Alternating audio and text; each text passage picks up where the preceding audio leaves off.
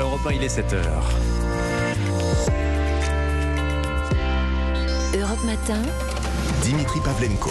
À la une ce matin, il est l'unique survivant du commando terroriste du 13 novembre. Pour la première fois depuis le début du procès, la cour d'assises spéciale a interrogé Salah Abdeslam et il a répondu. Comment se dire adieu ? Angela Merkel a rendez-vous avec Emmanuel Macron en Bourgogne aujourd'hui. La chancelière allemande sur le départ s'offre une dernière tournée des capitales mondiales. Angela Merkel et les présidents français, c'est aussi l'histoire de relations parfois compliquées. Et puis l'exploit de Lille en Ligue des Champions. On les attendait, les Lillois. Ils ont battu Séville sur sa pelouse, 2-1. Europe 1. Le journal Christophe Lamar. Bonjour Christophe. Bonjour Dimitri, bonjour à tous. C'est le deuxième temps fort de ce procès des attentats du 13 novembre. L'audition des 14 accusés présents dans le box hasard de l'alphabet. Son nom le place en tête des personnes interrogées. C'est aussi le seul survivant du commando terroriste qui a semé la mort ce soir-là à Paris et à Saint-Denis. Salah Abdeslam a raconté son itinéraire, son enfance sans histoire. Et déjà une confirmation, Gladys Lafitte, l'accusé n'est pas du genre à se laisser impressionner par les juges. Ah oui, Salah Abdeslam était très à l'aise. Il a même blagué en répondant au président, faisant rire la salle pleine de parties civiles, comme par exemple quand il a justifié ses condamnations pour des délits routiers par son amour de la vitesse. L'accusé a d'abord dépeint son enfance, très simple selon ses mots, son caractère, très gentil et obéissant, ses études d'électromécanicien, bref, un parcours qu'il a résumé ainsi. J'étais à l'école publique, j'ai été imprégné par les valeurs occidentales. Un jeune homme banal, analyse maître Gérard Chemla, avocat de partie civile. On va partir d'un homme normal qui a un comportement anormal et c'est la juxtaposition entre sa personnalité et les faits qui va nous permettre justement de réfléchir à une démarche qu'on a besoin de comprendre. Salah Abdeslam a aussi été questionné sur ses conditions de détention qui vont conduire quelqu'un au suicide selon lui. Il est à l'isolement depuis 6 ans et filmé 24 heures sur 24. Il n'a aucune activité à part la promenade et le sport, ni aucun contact avec les autres détenus. Juste bonjour au revoir avec les surveillants, a-t-il expliqué. Surveillants avec qui il y a eu des incidents dont il a dit ne pas se souvenir, le sourire en coin. Gladys Lafitte du service police-justice. Dans le procès de l'affaire dite des sondages de l'Élysée, Nicolas Sarkozy est venu pour ne rien dire. L'ancien chef d'État qui devait être entendu en tant que témoin a refusé de répondre aux questions du président du tribunal au nom, a-t-il dit, de l'immunité présidentielle. C'est une sorte de tournée d'adieu et c'est la dernière fois qu'elle vient en France. Angela Merkel dînera ce soir avec Emmanuel Macron. On ne sait pas comment les dirigeants se diront au revoir, mais on sait déjà où. Au château du Clos de Vougeot, en Bourgogne, cadeau d'Emmanuel Macron à Angela Merkel pour saluer son départ. Une Angela Merkel qui quittera ses fonctions après 16 années passées à l'Allemagne.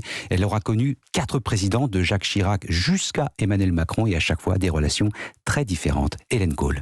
Avec Jacques Chirac, il y avait trop de différences d'âge et d'expérience politique pour que la relation franco-allemande soit constructive. 1 an et demi plus tard, l'arrivée de Nicolas Sarkozy à l'Élysée change la donne. Les 2 dirigeants de droite ont le même âge, mais Merkel a du mal avec le tempérament du président, trop énergique, trop empressé. Elle n'arrive pas à le cerner jusqu'au jour où son mari lui offre des DVD de films de Louis de Funès. Le couple Merkozy, comme on disait alors, trouve ses marques et parvient à jouer un rôle moteur dans la gestion de la crise financière. Avec François Hollande, on se souviendra surtout de l'empathie d'Angela Merkel après les attentats en France. Une photo résume tout. La chancelière qui pose l'espace d'un instant, sa tête, les yeux clos sur l'épaule du président. En revanche, elle a été déçue de son manque de soutien lors de la crise des réfugiés. Finalement, c'est avec Emmanuel Macron que la relation franco-allemande semble avoir été la plus équilibrée. Pendant 16 ans, il y a eu des ratés, parfois la mécanique a ralenti, mais jamais Merkel n'a laissé le moindre grain de sable bloquer les rouages du moteur franco-allemand. Berlin, Hélène Cole, Europe 1. Il est 7h04, l'exécutif s'inquiète d'un possible rebond de l'épidémie. Pas de quoi entamer le moral des marchés.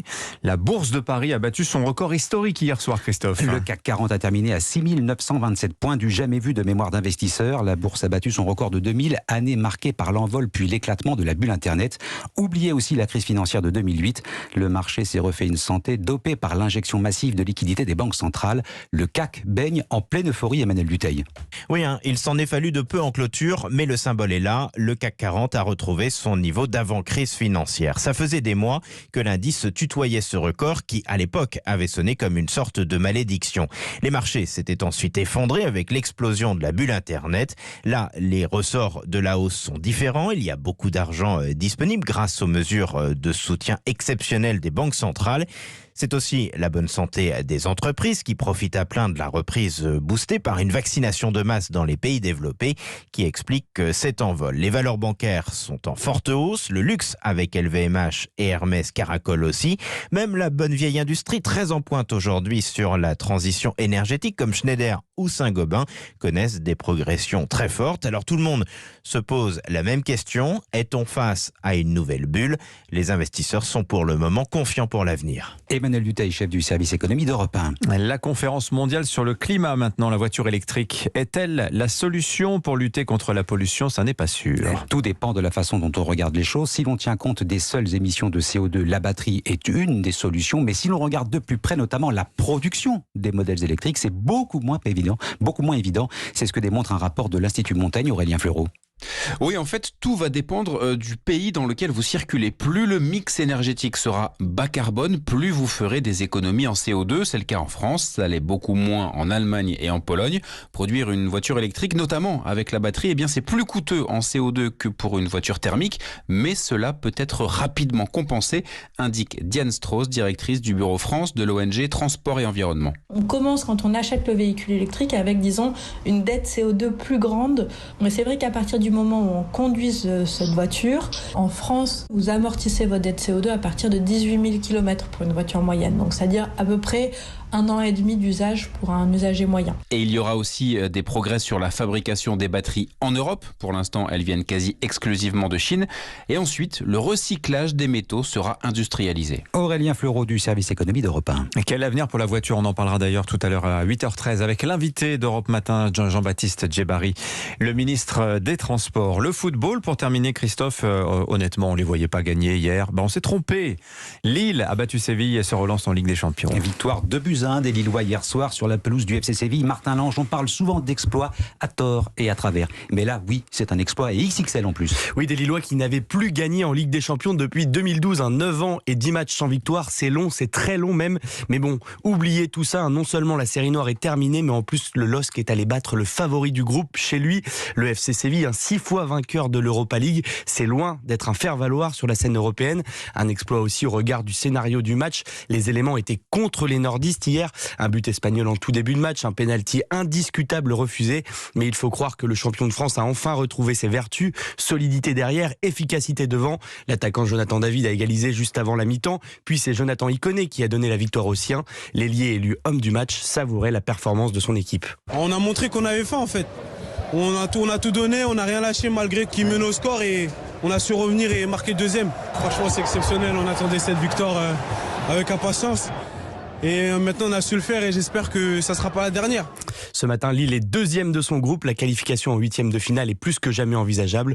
Rendez-vous dans 3 semaines à Wolfsburg en Allemagne pour un nouveau match couperet. Martin Lange. Et puis juste un mot de tennis, le Masters 1000 de Paris avec la qualification de Gaël Monfils pour le tour suivant. Il affrontera Adrian Manarino pour une place en 8e. Voilà, malgré qu'il a bien joué lui aussi. Merci mon cher Christophe. J'ai pas pu m'empêcher.